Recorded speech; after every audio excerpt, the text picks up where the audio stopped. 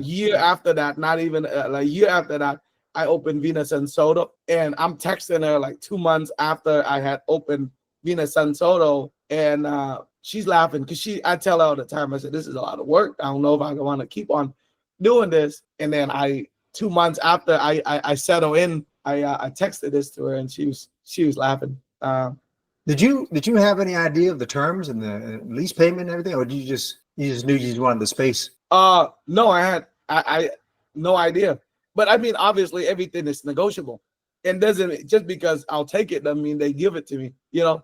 So we came up with a business plan, submitted it to the landlord. We obviously have to compete with multiple other concepts. And it happened that they saw what I saw, you know, say, how do we find what do we put in this development that would make it different? You know, there's plenty of Japanese food in Seattle. There's plenty of Chinese food, which is what's going to go there. So, and you need a strong Chinese brand for it to stand out. That's why it was big money coming from China, right? But other than Din Tai Fung, I don't know how many really big brand that want to take on 11,000 square feet. So it was I'm sure they thought I was crazy, but they liked it, you know, and they offered it to me. I see a common theme with you, which is risk, calculated risk, not just you know, shooting at the dark, but you know, knowing what you're capable of based on past successes and constantly stepping up some. I mean, I see these businesses that you started, it builds on top of one another. When you went into the current business, did you, there's always going to be some fear, some uncertainty, but were you pretty confident that you can execute on it? Absolutely not. I think it brought about a lot of anxiety because obviously there's this cultural pride that I want to exude in this restaurant. Yeah.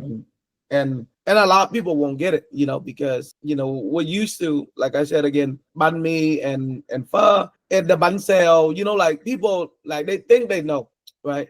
But I'm trying to give them like, man, spices from the jungle of Vietnam, you know, like anchovies from Phu Quoc Island kind of idea. And how do you get people to like those flavors? How do we give people those type of flavors? And so to answer your question, yeah, no, it was, I mean, like for sure we want to level up. It's like the question I asked, and I think there was 3 points that I was extremely confident in that I think it's in a way it's proven. It's like, look, we don't have a big Vietnamese restaurant that is nice and elevated, that is extremely authentically Vietnamese. Number 2, we don't have Vietnamese brunch or breakfast. Like you can go to almost any city in the world and finding a Vietnamese breakfast would be pretty impossible, right? In Seattle, there's one, right?